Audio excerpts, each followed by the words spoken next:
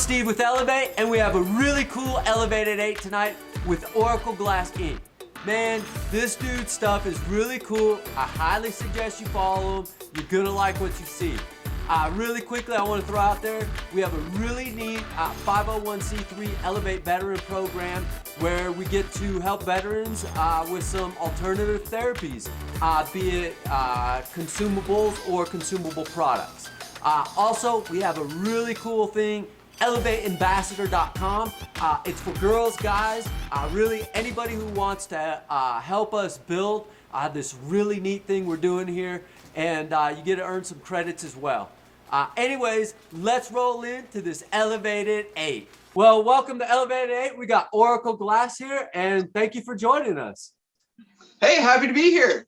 Hell yeah, man, and really awesome to have you. And first, question I always got is, how did you get into this crazy glass game? Like, it's nuts. So how'd you do it? Yeah, actually, I hate to use the word destiny, but I first saw glass when I was about 9 months old in Germany. Then I first blew glass when I was 7, also in Germany. And by the time I was... Was your father or anybody you've known, were they a glass? Are you a second generation or something? Or so my uncle did glass carving in Germany, and so he did a lot of the crystalware and stuff like that. What they call a Bergkristall, mountain crystal, which is essentially lead glass. All right. He did that there, and I would go and visit. I'm German myself, and so. And just kind of fell in love with it and realized at a really young age, that's what I'm going to do. And then by the time I was 14, my parents knew that's what it was going to be. And they got me a little butyl torch and a wok with some vermiculite. And I made enough mushroom beads and pendants and stuff like that until I could buy my first national, and turned it into everything I got now. So you did that all by yourself, just basically building up off of your own little hard work and everything from a... Yeah, I mean, I did a lot of other odd jobs and stuff to pay for it to happen, because glass doesn't always pay what you want it to, especially when there's a new shiny toy that you want. Yeah. Yeah, and just kind of built it until I got 7 stations, 2 lathes, full cold working and all the stuff, and kind of did that off of a little butyl torch and a wok. Man, that's so neat. Yeah, I go to your page and it's not just one thing you're focused on. You're like a true glass artist. You're all over the place doing all these neat things. If it has anything to do with glass, I'm usually down to do it. But unfortunately, it takes a lot of research and there's some trial and error. Yeah. So with that said, I got to imagine a lot of your stuff is probably self-taught then. Right. Yeah. I mean, pre-YouTube, I went around and heard a lot of Get Lost Kid. So I dived into books and kind of went and did whatever I could, and kind of just played with it until I burnt and cut myself enough to pay my dues. Don't you find it so crazy that, and throughout history it's like this, but a certain time it was like, nah, you can blow glass, but I ain't telling you nothing. And then all of a sudden, like this video stuff happened, and everybody's like, whatever you want. Yeah, have at it. It's no, it's amazing, and a lot of the openness comes from so many of the individuals that are there that were in the same position where it was nothing except for it was described to me as the $1 million trick. And he's like, well, if I taught you to make a mushroom bead, and you sell 1 million of those, you made $1 million. So, what do you owe me? It's like, really? Okay. So I guess I'm just going to go and play and figure it out, and talk to other like-minded people that did want to, explore and make some cool stuff. Right. Hell yeah, that's awesome. How did you actually get your glass name and everything like that? My glass name? Yeah. So Oracle Glass, came from a friend of mine, and me were sitting around taking a local safety break and trying to figure out stuff here in the 90s and going through all the stuff. And I have the symbol, which is actually just a sun and moon. Well, actually, so it's just a sun and moon and infinity. And kind of came to that of, it's just all it is, Gemini and infinity. So, okay, all the ways around, let's throw in an eclipse. Okay, cool. What else can we do? And Oracle kind of came about that of sitting around smoking and trying to come up with something that will stick. Nothing wrong with that. And so you said you kind of fell into glass about 7 months. How long do you think you've actually been blowing glass? On the torch, I guess. Nonstop since I was about 14, 15. And how old are you now? 41. 41. So 20 some years, man. That's over 25 years. Yeah, for a while now. Dude. So I've got to do a few different things, and I enjoy it. Right. So when you first started, did you? I guess I would say usually questions is, did you have a mentor? But there was nobody really around. So your uncle. I had a few people that definitely did help me along the way.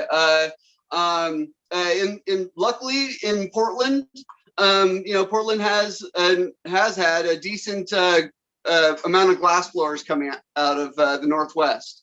And so I was able to work with a couple people, just some old school heads, and they allowed me to hang out when other people wouldn't, Right.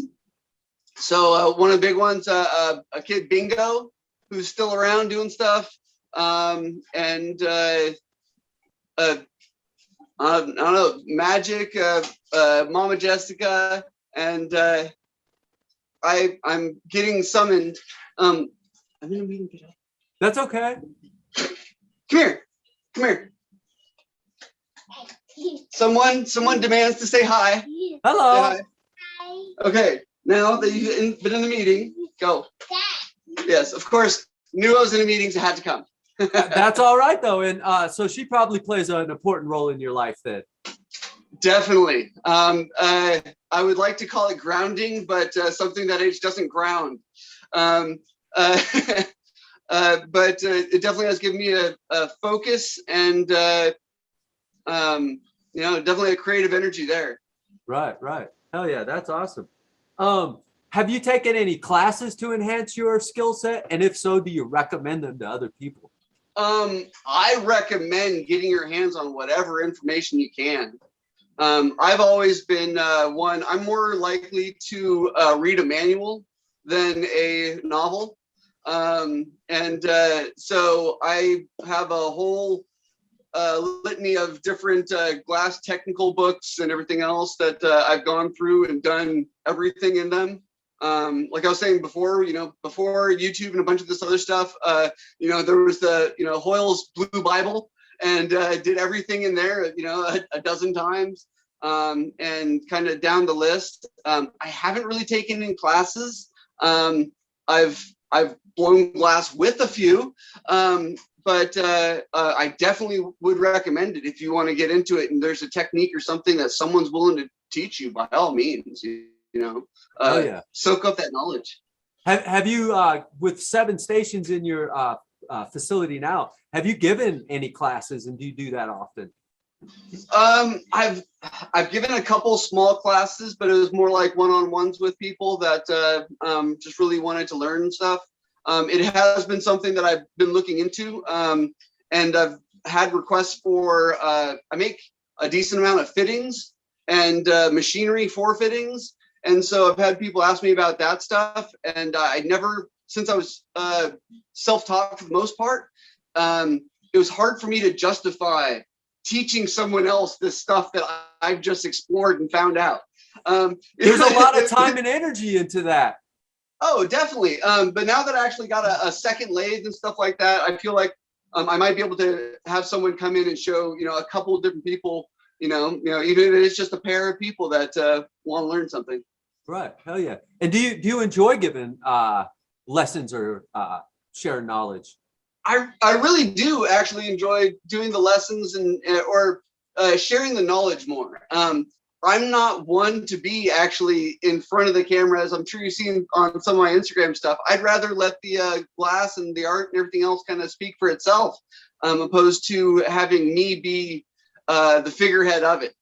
Right. And so I love sharing, exploring. In fact, September 25th, we're going to be doing a live demo downtown Milwaukee, and playing and just kind of having a bunch of people come together and play and do demos and stuff.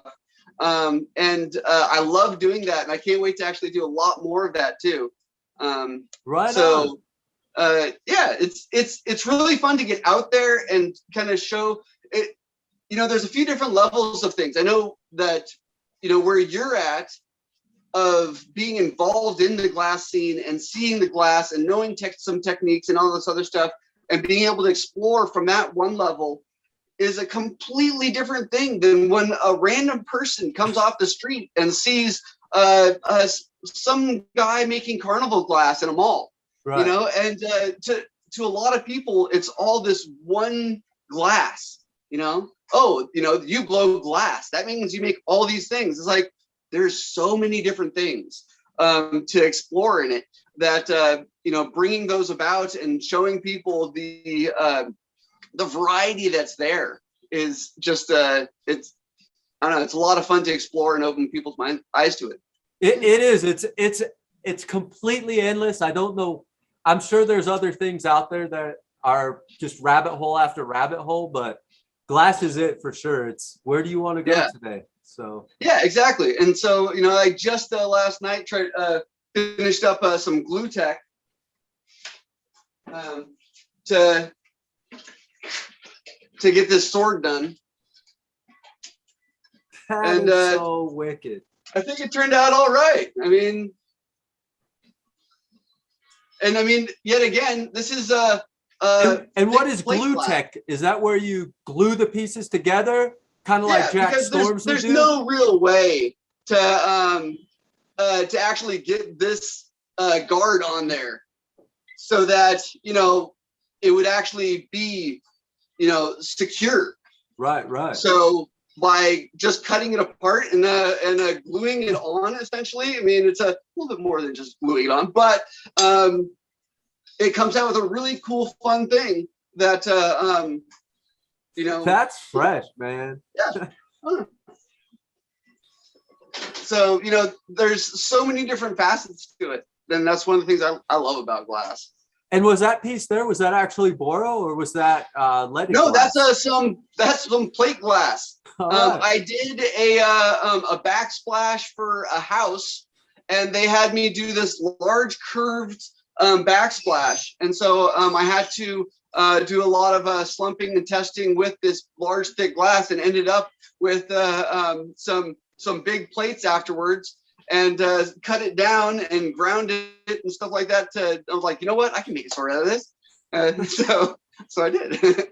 Man, so you're in all kinds of things, in homes doing plate glass, soft glass slumping. You're making pipes, like.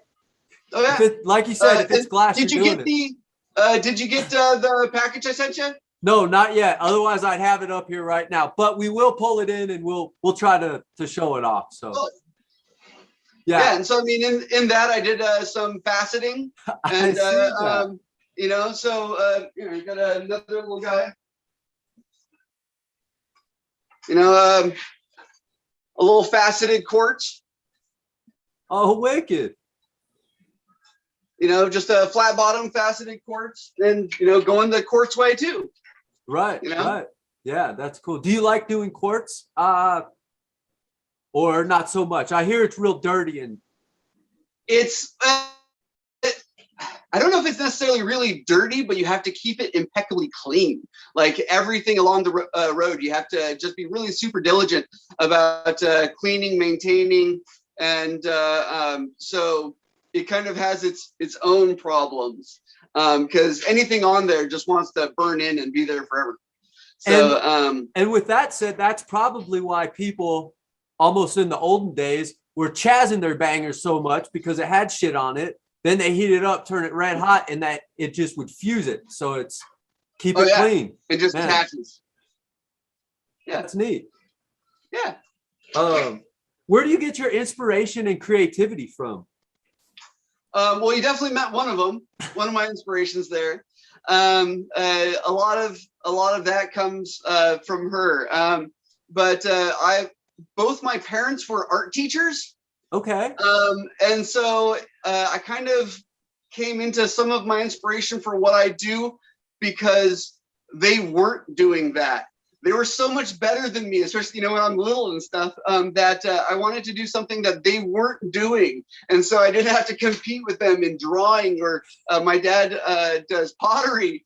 And so it was something that I could do and sculpt that they weren't into. And then once I got into glass, as far as inspiration for glass, then a lot of nature, science, well, those are the two main ones: nature, science. Put in some mathematics, and you'll definitely pique my interest. Like I just did a mirrored a vessel for a scientist, and did a chemical where I silvered, the glass on the inside and the outside. That way, it was fully reflective, and that was a little bit of an ordeal. They made me do math to figure out all my composition, and it turned out awesome. Wow. But yeah. Yeah. So here's another one I've been working on for a while now, and this is kind of based off of a buckyball. Oh. So it has no protruding fittings. Everything's all internal. Right. Man, that's cool as hell. And it just kind of comes off of that scientific molecular feel. So, yeah. And so I have octopi that I made. I love, I used to have a nice big fish tank. And so I love the whole reef setup and everything. Yeah. Yeah. I don't know. Try to get my inspiration from wherever I can. And there's definitely a lot of glass artists that have truly inspired me over the years. That's come out, and from whatever artistic impressions that they have, or the scientific crispness of their seals, or but everything is definitely built off of the backs of giants, as it were. It doesn't matter if I gleaned that from a book, or a video that I can actually see of someone making some of these things. And the fact that they're willing to put these things out there just makes me want to try to put it out there as well, and keep the ball rolling. It's that whole pay it forward. It's almost like once the video stuff started, it's just been snowballing out there, and it's just so neat.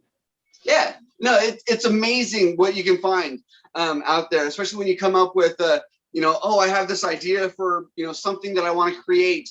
And, but it's like, I don't know what this is supposed to work like, or, an order of operations for even putting something together. And then all of a sudden you look out there and they're like, oh, there's 5 videos of something going on, and gives me an idea of how to do it different, or how to make something happen. Right. Yeah, it's really cool. Yeah, this is a great time to be alive in this particular little niche of what we're doing. It's really awesome. Definitely. What's your preferred style or technique that you really like? I don't know. Just glass. I don't know. I've been doing a lot of rewigs and stuff like that, as far as just a stylized outer for that. But I'd probably say my style would probably be more along the lines of clean I like it. Themes and clean tech. I don't really have too much of a particular style. I like to take some of the other styles that I've had and seen other people do and try to make my own little crisp interpretation of it. So yeah, no, that's one of the reasons why I really like doing some clear stuff, you know, because it kind of showcases the form, and then you know you get you can add so much to it, and I don't necessarily think that I'm always the best person to add to it. There's so many people that are so amazing at making their designs and their tech. No doubt. But I like doing the form and doing those super crisp, clean seams and getting that structural down so that you know it has that ring. You know, when you hit something and it rings like a bell, Right, and you know right. that it's clean. I like But, that. I mean, like, so here's an octopus that I made, and it's a, you know, it's a rig. It's got a fitting inside, Hey. and so you know, it just has some simple wigwag and stuff. But clean, the, clean wigwags, clean terminations. exactly, Right. and that's kind of what I go for. I didn't invent the wigwag. I'm not going to claim it whatsoever. I don't know who invented that. You know what? Probably someone in Mesopotamia. It was a long time ago, and anyone that wants to take credit for it, let them. You know, I do a fairly clean version of it. You know, I do. I've done a traditional wrap and rake. You know, I've done that since I love that style. I can, and you know, I'll do it, and they're like, "Oh, that's like this person," and I'm like, there's bottles in the museum that you can check out, you know, that have wrap and rake for anyone that wants to claim it. So right. It's just neat techniques, and then that's pretty neat. You know, if a technique's out there and you see it and you fall in love with it, and you're not shown it, but you discover it, that's your technique. I almost believe because you discovered the step-by-step process. You know, and it's the step-by-step process, or even, you know, just adding your one little interpretation onto it to make it, it's, you know, it's okay. No, it's not, it's still this technique, but then you do your interpretation of it and turn it into something completely different and calling it your own. And, you know, that's definitely something to be proud of, to have, you know, hey, there are so many people, you know, it doesn't matter if it's the wigwag or wrap and rake or some dot stack or whatever it is. You know, people that take it and make it their own should be proud of what they're doing and coming up with, because, you know, they do their own thing. And it sometimes that's as simple as doing a different color combination with it, because, you know, that truly is a thing. It's a whole, you know, methodology of art is, you know, doing colors and color therapy. And so yeah, no, you can make it yours and you can own it, but laying claim to a tech is just kind of redundant to me. I agree. Have you had any periods in your career where you like really made a big shift? Say you were doing pendants one time and then you went to just soft glass. Weekly. All right. I really, I wish that I was a little bit more focused sometimes. And like I said, I just showed you 3 completely different things, and they weren't done far enough apart. But I really like the fact that I get a lot of calls and stuff for, I have this idea, I have this thing that I want, or that I think that could be made, or think that could be cool. And I kind of just follow it down the rabbit hole and see where it gets me. You know, and it doesn't matter if it's a backsplash that's turning into swords.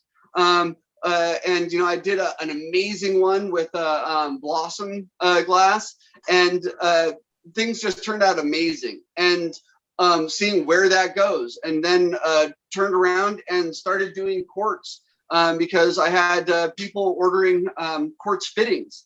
And so I was making the quartz fittings. And then it's like, well, I'm making the fitting. Let's make the rest of it, and start doing that. And then, I got hear friends opening up a new shop. And so it's like, hey, I just made a dozen dragon steamrollers that I haven't made since, maybe 2000, and it was really fun to kind of go through some of those old school techs to make some of those things. But now I can do it on a lathe. Now I can do, new things that I didn't even think that I could do before. Do an old style, the same thing when you're talking about, adding your twist to something. I'm adding my own twist to things that, I haven't experienced for 10 years. And it still excites me to make, a simple thing from back then. Right. Because a dragon in a steamroller. Like it's so classic. Oh yeah. Classic small dragon format. I can get that, and and I still get excited by, okay, I need to get these lines down crisper for the wrap and rake. I need to get switch up on my fuming to get these colors and these color shifts in my fuming, I haven't dealt with fuming in, at least a year, because I've been going through, all these other explorations. Right. So it's, I don't know, it has always enthralled me, and it still excites me to this day.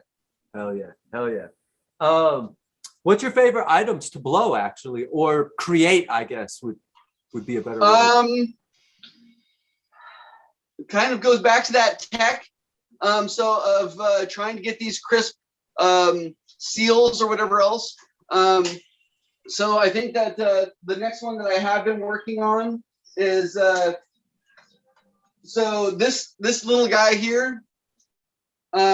He's actually a full recycler. What? Inside there. And so I kind of did the cage to disguise it, essentially. And I can't wait to actually explore with some other people. I have a couple of things in the works of with other people's artwork that I admire so much. Right. Except then that tech of being able to put a full recycler inside of this little piece, that doesn't have a fitting coming out of it. Yeah, that's pretty cool, man. And so I really like taking, yet again, someone else's tech and shrinking it, changing it, trying to do it as clean as I can to make it my own, and rediscovering it as it were. Right. I love it, man. What's your favorite color to work with?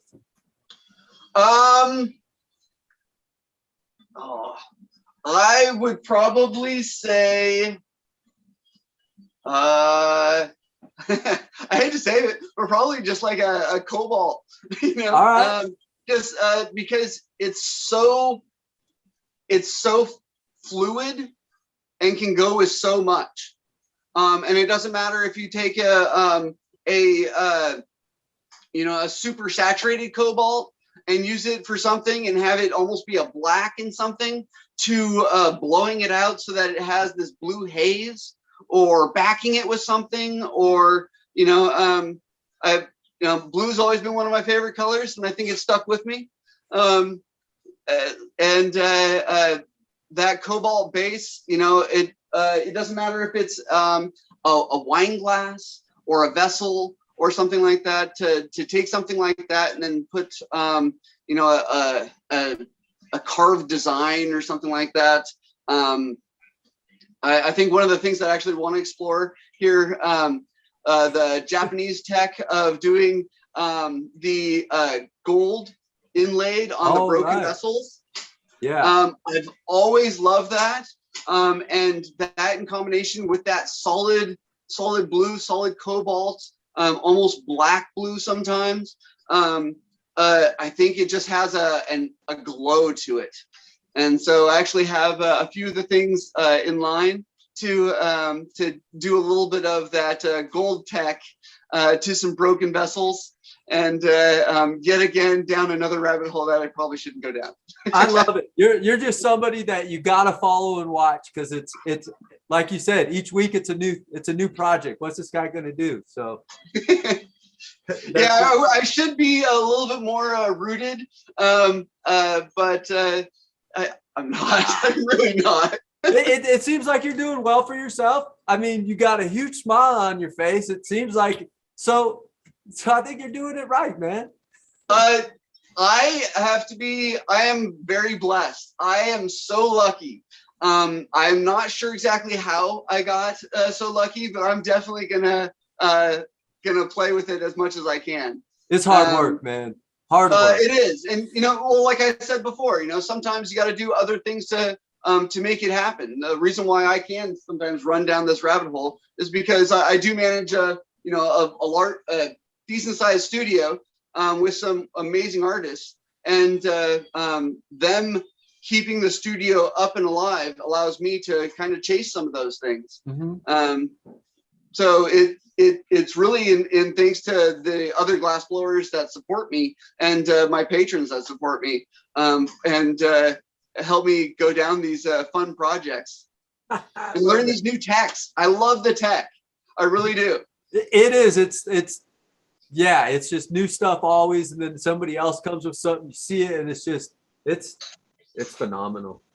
What's the most difficult piece you've ever attempted?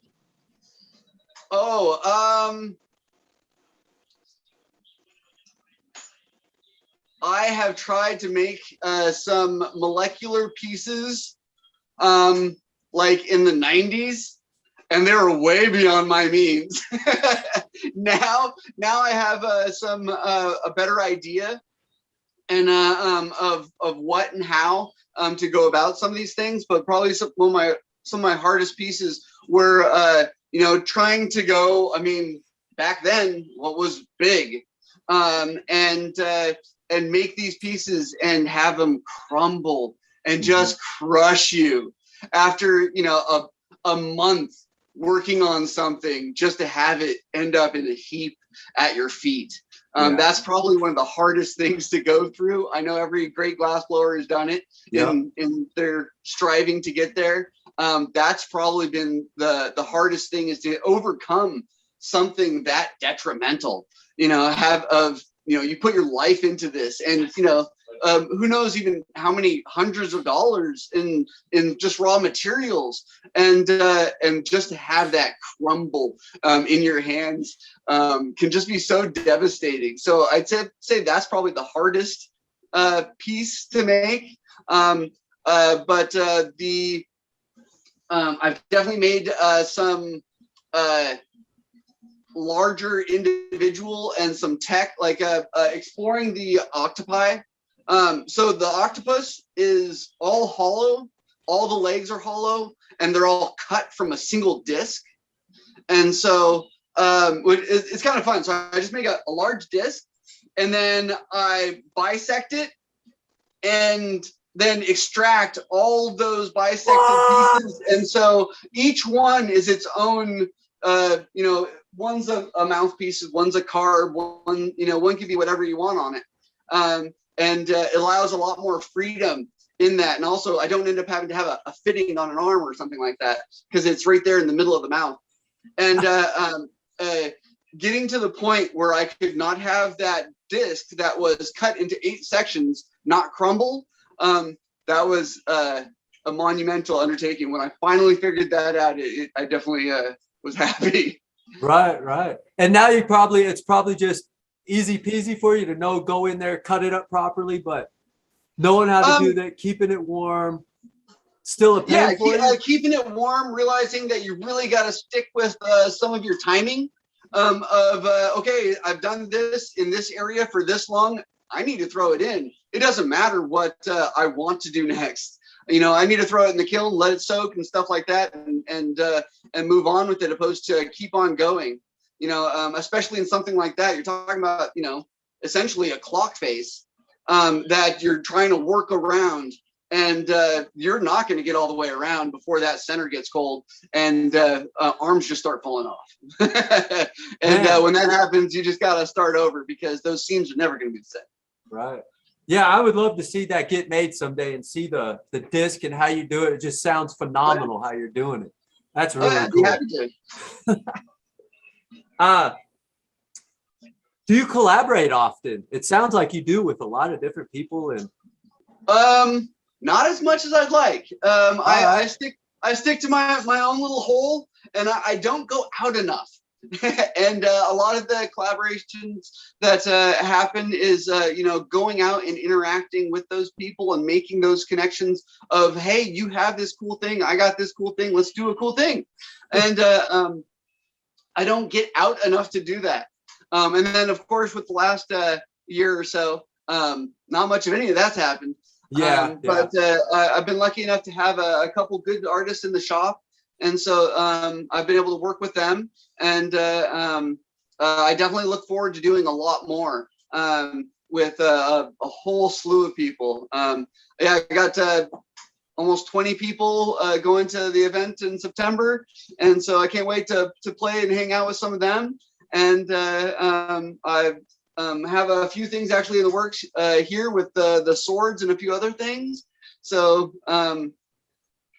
never as much as I'd like, but it's definitely fun to do, and to create with someone.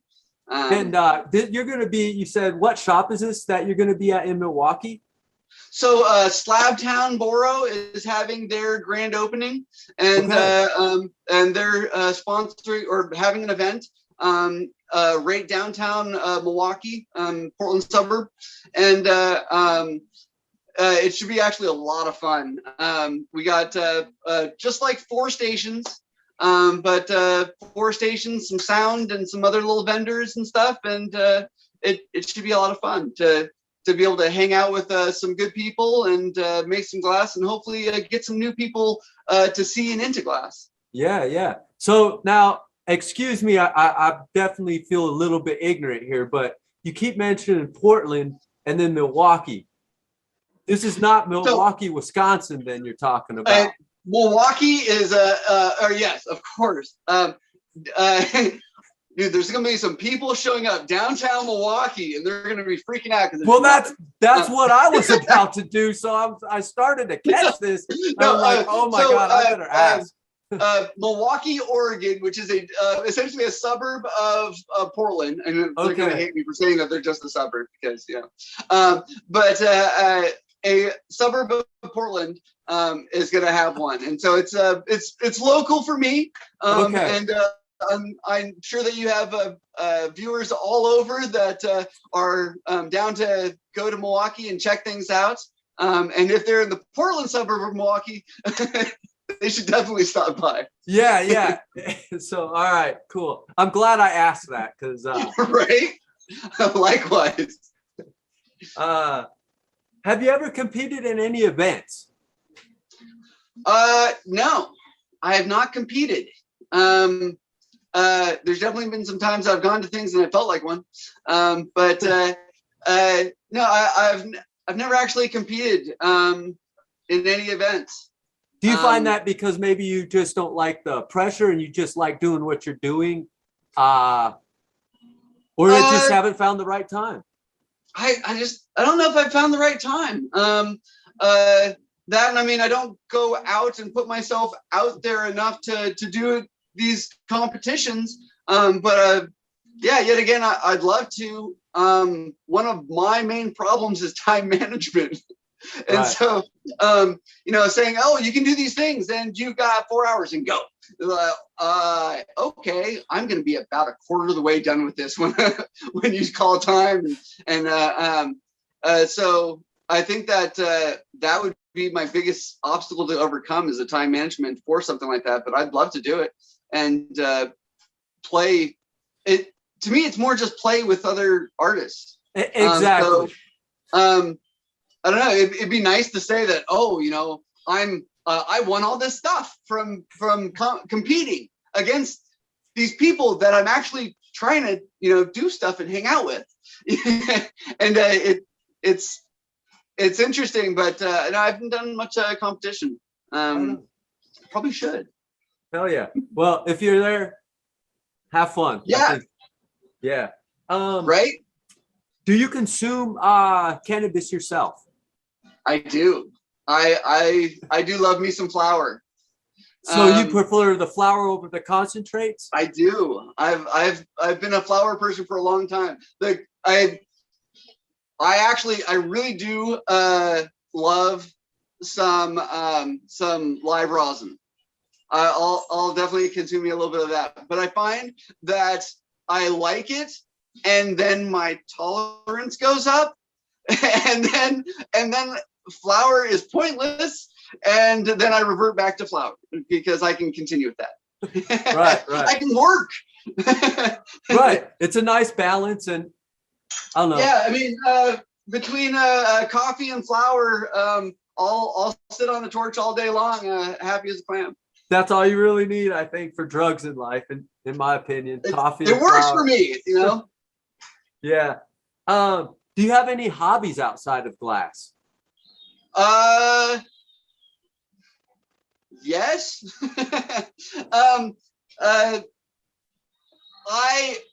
I like building and creating just about anything I can, and a lot of that ends up going towards glass. Creating tools, and so maybe? It doesn't matter if it's a tool or a project for glass or a holder for glass. I love making and designing and creating these things, and so a lot of it definitely has revolved around that. For another event, well, I'll say it's for another event. It's because I wanted to. I made a giant marble Plinko machine, and it has a Lexan screw drive that pushes all the marbles up to the top, and then cascades down and stuff like that. And I'd say that it was for the event, but it's really because I wanted to make something for marbles, and I wanted to make some motion. And so I love creating anything that I can. A lot of my other hobbies have definitely gone to the wayside because of just my love of putting whatever it is to make whatever I can with glass and to make some artistic thing within it better. Mm-hmm. And I brew beer. Oh wow. I like to make me a few beers. That's definitely on my drug of choice list. What's your favorite kind of beer you brew? I think that my favorite one that I've brewed so far was a chocolate oatmeal stout that I made. Okay. And it just came out with some great chocolate notes and not too overpowering stuff. But I definitely like me some darker. So anything from red and down the spectrum. But a good lager, is always nice and crisp on a hot day. But play some pool, go camping. All right. Chill with the kid. A little bit of everything, just kind of like my glass. It keeps it open. It keeps it real, man. Hell yeah. Yeah. When you do consume, do you use your own pieces or do you use other people's pieces? I use my own piece, and usually whatever piece I have is cracked. All right. I think right now that actually is the case. My piece, the bowl's broken on it. It still functions, but actually I just broke the bowl today. It's usually my piece, just because it'll be a second, and I don't sell seconds usually. I'll just give them away. Right. So if I need one, then I'll grab something like that. And then you probably got to do function tests. I'm sure you got to do function tests on a new piece. Oh yeah, no, I used to pride myself in if you came by the shop and got a piece for me, it came loaded, because I wanted to see it too. Oh yeah, that's the best, man. What can we look forward to in the future from you? I don't know because it's so much. Oh, in the future, I am, well, I think just like everyone when they get back from Hawaii, which I recently did, I'm looking at more fish and octopi and stuff like that, just because you end up getting inspired by all the beautiful nature that's there. Yeah. And so I'm probably going to do more of those. That little recyclable thing, I'm going to be doing more of those. I have a few of those actually that are in the works. But even just the tech that's inside there takes a few days for each one. So and you I'm going to be doing those. That ball you have there, that is sandblasted on the inside of all the clear glass on the outside, right? So yep. Good Lord, yeah. man. Yeah, just to kind of cover up the tech that's inside, and so I can show it off to people, and get some people working on it with me before I really release it to the world. Right, man, that's cool. I can't wait for that to drop and see all the stuff that comes from it. Me too. No, it's a really fun little thing. It functions amazingly just because it's just an all internal recycler, in that. Right. Do you still find you have the same love and passion in glass today as you did when you were a 7-month-old? I don't know about then. I have a picture to show me that, and otherwise I don't even know. But definitely every day that I get to do something new. I mean, there's with anything, I got to make, a dozen of this or 100 of this because, someone needs something, and I'm usually down to do it because they need it and because I got a new tool I need to get. So, so I'm willing to do that. And, I'll do whatever it takes to get to that next level and to be able to make that next thing. And so that can definitely, have some drudgery to it at times.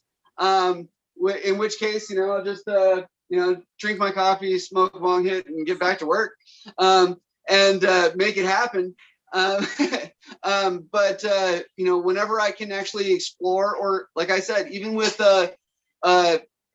focusing on one of those new small techs and making it its own thing, and making it better and doing it the best I can, it always enthralls me. I mean, this is one of my favorite places to be, is stuck in my little corner, in between a couple kilns and lathes and torches, and pushing your own personal boundaries. It sounds like just you really enjoy that. Yes, I definitely do. And that's where the collaborations get hard because whatever I do I want to make sure that it comes out, to not only my best ability, but to their vision as well. Mm-hmm. Because, working with someone to have that vision, and sometimes their vision, your visions aren't always the same. And so, coming up with that can be pretty hard and stressful for sure. No doubt. Well, what's the best place we can follow you? Is it Instagram, Facebook, a web page? What's the best place?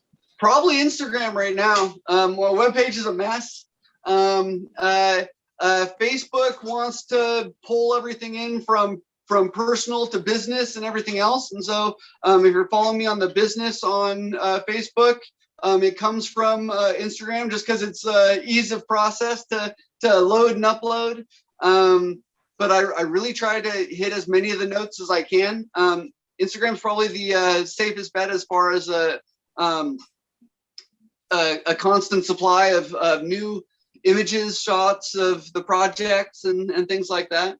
And I do try to keep it more to showcase the project, not necessarily the creator.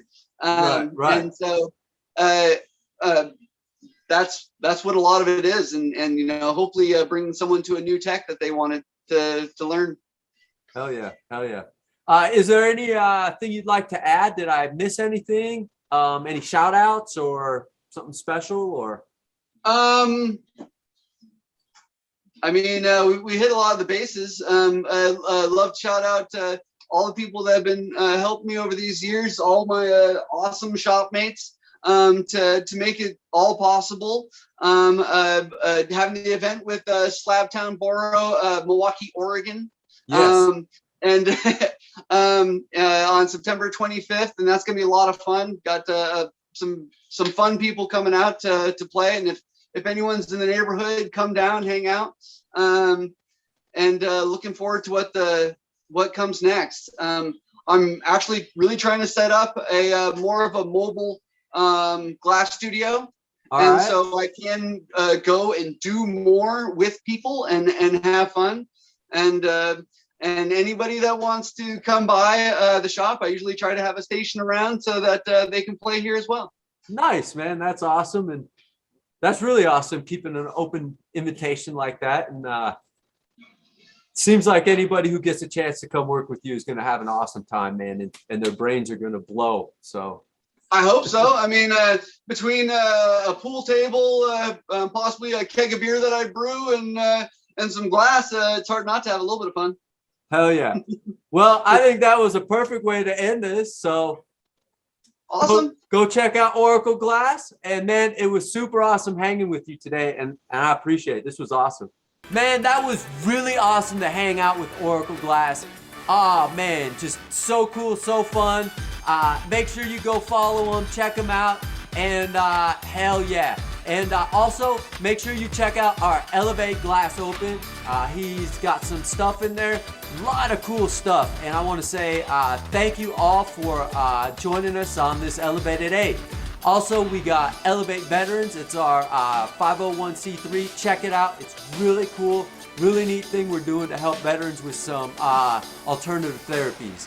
As well as we have Elev8 Ambassadors. This is a really cool thing to help us out, grow this thing, just grow the idea, and it's my dream. And I would love it if you come join us, as well as I know we need your help and you need something for that help. So there's a lot of great credits that you can earn, and it's really cool. It's anyways, come check us out and elevate mind, body, spirit.